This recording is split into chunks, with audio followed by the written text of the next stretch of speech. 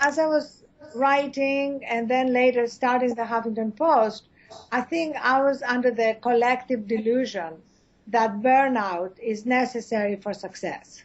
Basically, I started asking myself questions as I came to in a pool of blood of what is a good life and what is success. And I saw by looking around at my colleagues and friends and the world at large that we had defined success simply in terms of two metrics, money and power, and that was like trying to sit on a two-legged stool. So for the sake of everyone, women, men, companies, we need to rethink and reimagine our workplaces, and it's already happening. Already many companies, small, large, and medium-sized in America are doing that, and around the world. How would you like to thrive, be successful, and create a life of well-being, wisdom, and wonder? Hi, this is Dr. Mercola helping you take control of your health. And today we are joined by Arianna Huffington, who is the chairman, president, and editor-in-chief of the Huffington Post Media Group, which is, of course, a nationally syndicated, she is a nationally syndicated columnist and author of 14 books, but she's here today to discuss her most recent book with us, which is Thrive. So welcome and thank you for joining us today, Arianna. Thank you so much. Great to be with you. So you have been thriving. You're a real model for so many people, and really your site Huffington Post is one of the top 100 sites in the world. So can you describe the process you went through to become successful and some of the complications you encountered along the way, and which sounds like the motivation for the book? So I was born in Greece, as you can tell from my accent, and I lived with my mother and sister in a one-room apartment. We had no money, but my mother really made us feel that we didn't have to be limited by our circumstances. So I always got from her that sense of unconditional loving, but also the sense that we could go for our dreams. And I went to Cambridge, got my degree in economics, became a writer by accident and started writing, and then moved to the United States. And as I was writing and then later starting the Huffington Post, I think I was under the collective delusion that burnout is necessary for success. Mm. And I had two daughters. I have two daughters, and 2 years into launching the Huffington Post and having just come back from taking my oldest daughter around colleges to pick the colleges she wanted to apply to, I collapsed from burnout, exhaustion, and sleep deprivation, hit my head on my desk on the way down, broke my cheekbone, got 4 stitches on my right eye. And that was 7 years ago. And that was the beginning of the process of learning, understanding, making changes in my own life that led to the publication of Thrive. Basically, I started asking myself questions as I came to in a pool of blood of what is a good life and what is success. And I saw by looking around at my colleagues and friends and the world at large that we had defined success simply in terms of two metrics, money and power, and that was like trying to sit on a two-legged stool. So what is your new definition of success based on your experience in seeking to achieve your previous understanding? So my new definition of success includes the third metric, the third leg of the stool. And the third metric consists of 4 pillars. The first one is our well-being and health. If we sacrifice our health and well-being in the pursuit of success, we are really paying an insanely high price. And yet we see millions of people doing that and ending up with heart disease and diabetes and high blood pressure or other stress-related afflictions like depression or alcoholism or drug addiction. And so I began to see how exciting the time we're living in is, because now we have the scientific evidence to back ancient wisdom around our well-being and prioritizing that. The second pillar of the third metric is wisdom. We have a lot of very smart leaders around making terrible decisions. Mm-hmm. The problem is not that they don't have a high IQ. The problem is that they are not connected with their inner wisdom. So taking time to connect with the source of our inner wisdom and strength is essential. The third is wonder, our capacity to wonder at life, to bring joy into our everyday life. What, Greeks called enthusiasmos, which really meant kind of being inhabited by the gods in the sense of being really connected with something larger in life, including the ordinary beauties and ordinary miracles of daily life. And finally, giving. No complete life is ever lived just for ourselves. And when we integrate giving, wonder, wisdom, and well-being together with the first two metrics, we really have a complete life with meaning and purpose. Have you developed some particularly beneficial or useful strategies to develop this inner wisdom or be sensitive to it? Yes, I actually have in the book 12 steps, and it's kind of deliberate because I think we are addicted to a life of burnout. We really have come to think this is the way for us to be important and busy and successful. So at the end of each of these sections of well-being, wisdom, wonder, and giving, there are 3 steps, making a total of 12 steps. The first one, as you know, in the literature of habits, they talk about the keystone habit that you change, and then it becomes easier to change other habits. So in my life, the keystone habit was sleep. I went from 4 to 5 hours to 7 to 8 hours. Mm-hmm. And that was transformational. I mean, all the science, and you speak and write about it around sleep, but it truly is a miracle drug in terms of how it strengthens our immune system, in terms of how it increases our mental clarity. So for me, and as I recommend to our readers, just start with getting 30 minutes more a night. I believe in starting with manageable little steps rather than expecting some overwhelming change that's not going to happen right away. And the other thing that connected very much to the wisdom part was meditation.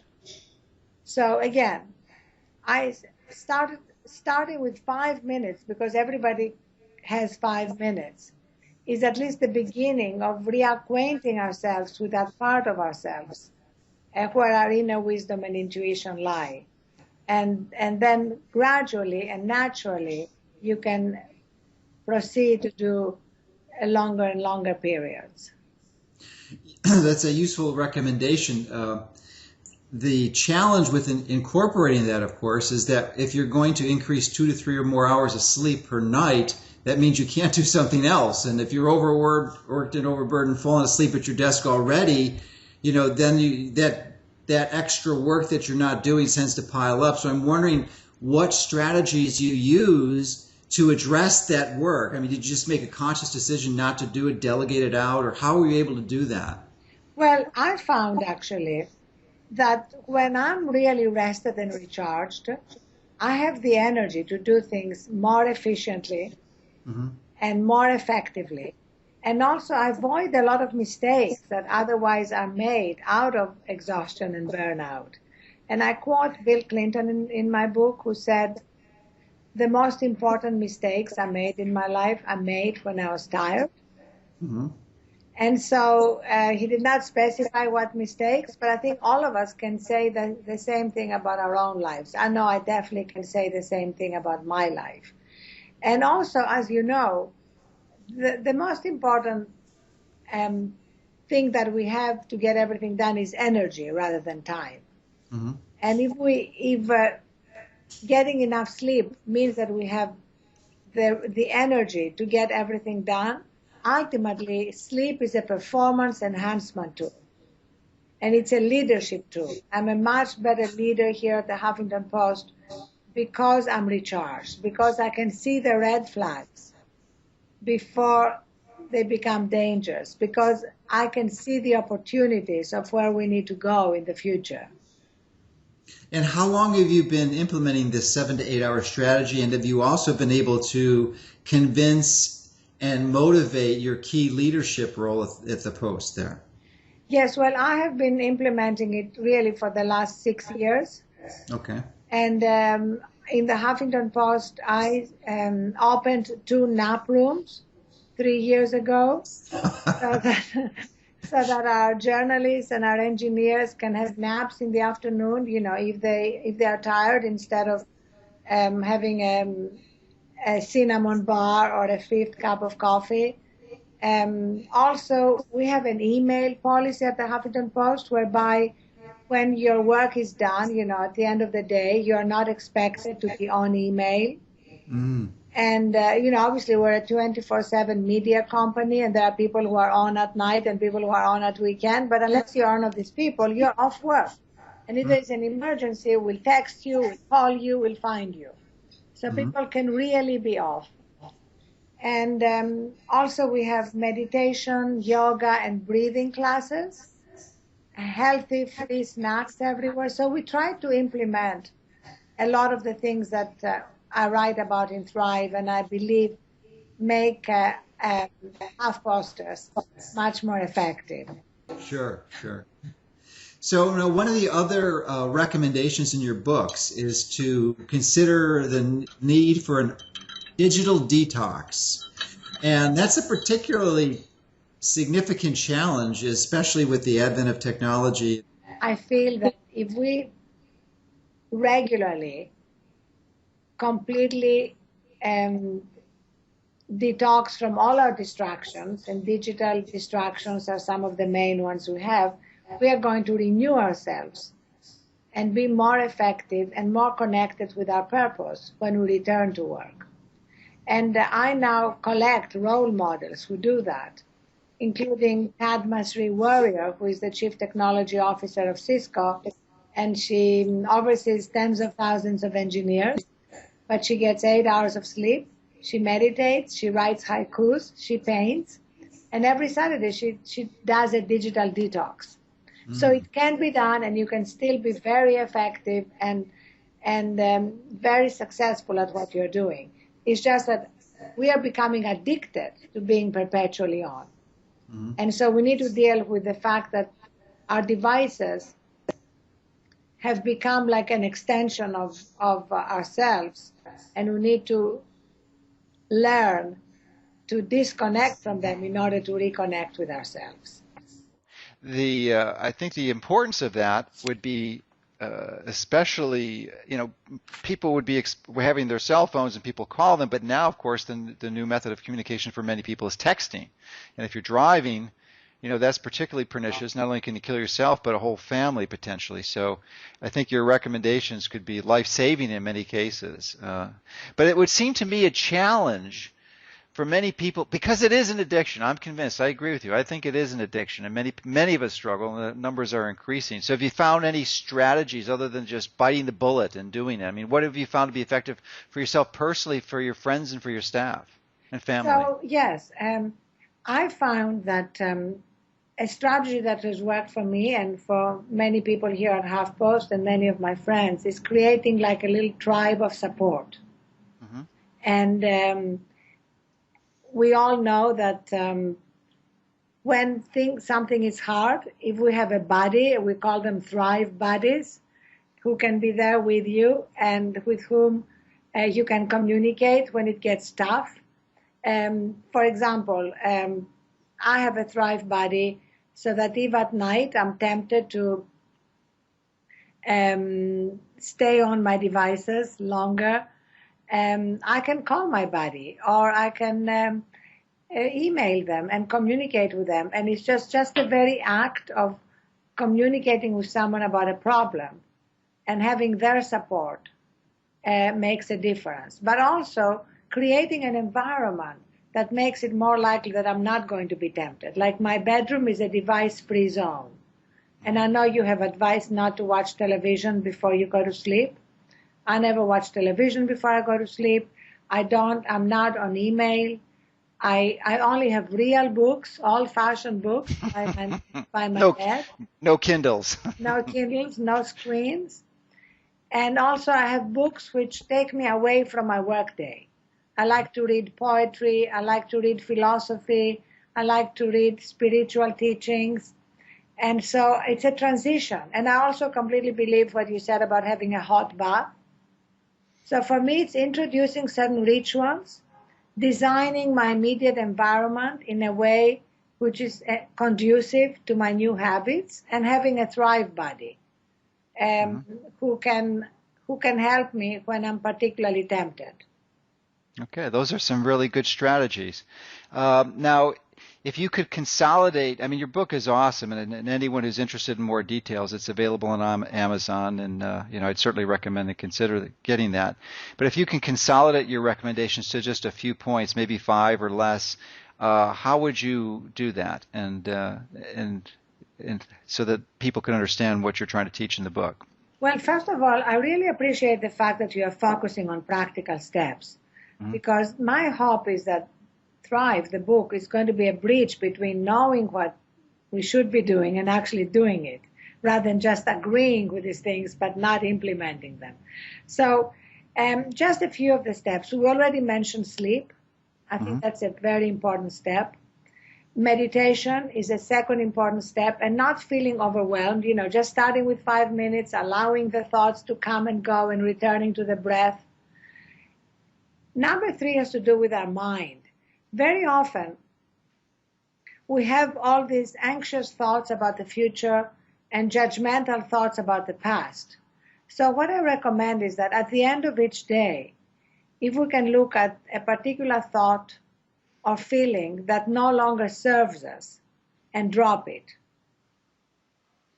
It could be resentments, anger, jealousy, something that no longer serves our lives or anyone we love. The 4th step that I would recommend is around gratitude, like doing a gratitude list that focuses us on the blessings in our lives, because every life includes a mixture of challenges and blessings. And our mind tends to focus on the challenges. If we can redirect our mind to focus on the blessings, I find that I feel much more joyful and much more filled with energy. A 5th step around giving is to really start with, again, baby steps about making personal connections with people that we come across every day that we might take for granted. It could be the cleaning crew in our office, the checkout clerk, the barista in the coffee shop, so that we can be more present and more connected with the rest of humanity and tap into our own empathy and compassion. And just like one last 6th step has to do with our sense of wonder. If we can avoid multitasking. Multitasking is an illusion. It doesn't really exist. Scientists are telling us that it's actually task switching and it's very stressful. So if we can walk down the street and really just walk without texting or talking on the phone, it just connects us with the moment. We may be able to notice a sunset or a flower or a building. I mean, I know it happened to me. I was walking down a street in New York. I've walked 1,000 times, and I looked at this building and I said, when did that go up? And they said 1890. So I had passed by it I don't know how many times, and I hadn't noticed it. And the final thing I want to say is, if we can start by taking as good care of ourselves as we take of our smartphones. We get alerts on our iPhones. We get like 20% of battery remaining, 17% of battery remaining. And immediately we try to find a recharging shrine to charge our phone so that nothing bad would happen to it. But when I collapsed from exhaustion, I must have been below 0% battery remaining, but I didn't even know it. So increasing our awareness of the state of our being and our mind is critical. Well, those are really great steps. I particularly appreciate the gratitude and the challenges one. And I found personally that if you can integrate the two of them together, so that in your challenges, if you could find the kernel that really is going to make you a better person or improve your life dramatically, and then turn that into a gratitude, I mean, that can help you really get over that challenge and just turn the whole perspective on its head. Which is really actually what the Stoic philosophers believed. I quote Marcus Aurelius in the book, who was a Stoic philosopher and the emperor of Rome. And he wrote something which is very similar to what you said, which is look for the hidden blessing Mm-hmm. in the challenge. Look for the hidden purpose that may not be obvious, but it's actually what will transform us and help us in our own evolution. That's terrific. Now, what's particularly impressive about your recommendation is that you're not just making them, but you're doing them. And you're doing them in light of running a massive organization. I mean, you, by any perspective, have been enormously successful and are thriving at the highest level. So I'm wondering if I could ask you a practical question with respect to how you handle electronic communication, specifically email. I saw you give a I first learned about your book from watching your presentation at Google. And I was kind of shocked to hear you share your private email. And then even when we communicated, I mean, you responded like immediately, yet you still maintain a balance to your life. How do you do that? Well, I think what is very important for me is that not to try and complete my emails by the end of the day. That used to be something that meant sometimes I would be up until the middle of the night answering emails. And it's also a very unsatisfying thing because it's like trying to bail water out of a leaky boat. You know, you clear emails and then more keep coming in. So for me, it's picking the time to do it. You know, I actually like doing it also over weekends because I can lie in bed. I like doing work in bed over the Saturday or Sunday and piling up work and emails and everything. But then I feel like I'm communicating with people.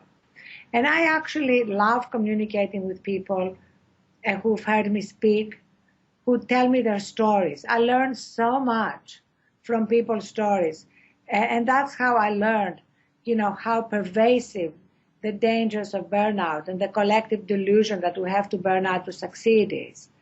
And that's how I've also learned from people about how they thrive. And we launched this campaign, #HowIThrive, because we want to share recipes of thriving. And so email for me is a great way to communicate. It's like a research project. Mm-hmm. I learn from it.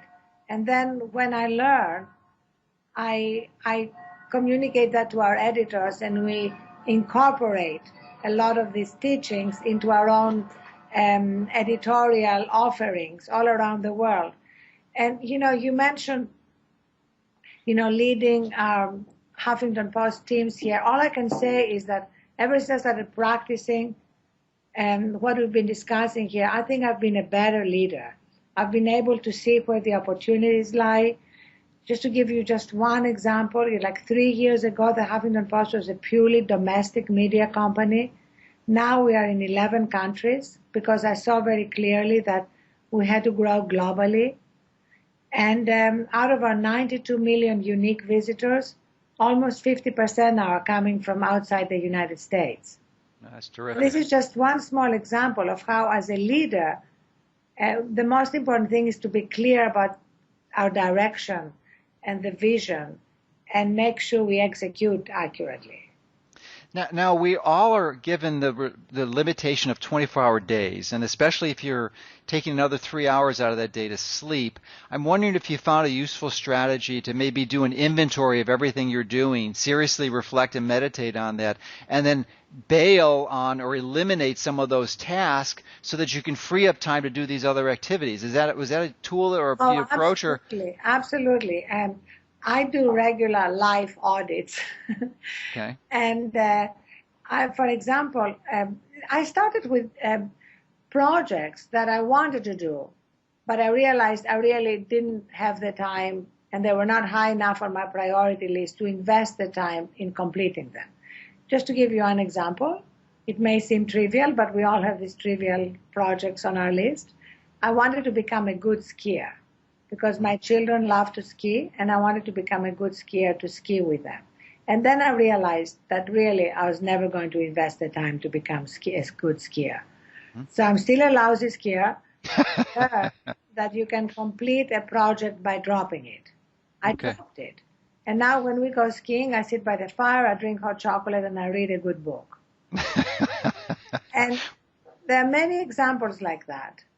And of course, we all have our own list, but it's important not to have incomplete projects, even if we never do anything about them, because they drain energy subconsciously, as you know.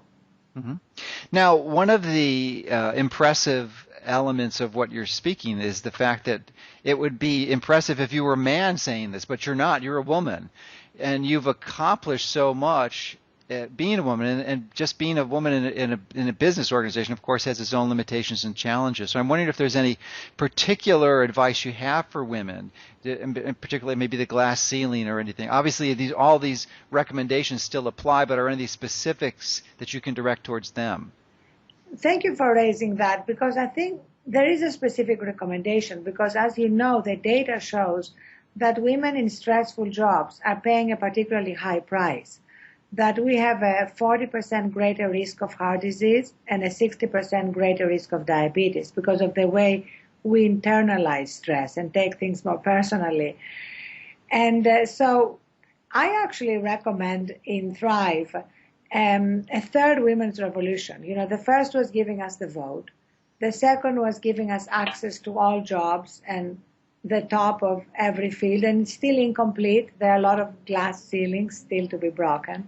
But I don't think we're ever going to complete the second revolution if we don't launch the third, which is about changing the workplace, changing the way so many workplaces are fueled by burnout, exhaustion, and sleep deprivation, because a lot of women end up leaving instead of staying in these environments. 43% of women leave after they have children, and only 40% of those who return full-time.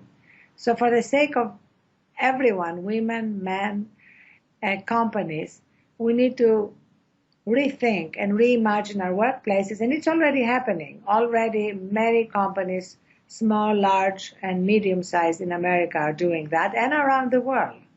Yes, indeed. Well, you're an amazing role model for so many other women, and I really want to congratulate you for all your success and ability to really focus and integrate health into the equation, because I think that's part of it. If you're healthy, you can be successful. I mean, it certainly adds a sort of a stealth benefit that many people fail to fully appreciate, but you certainly do. So congratulations again on all your success and continued success, and for your leadership in this important area.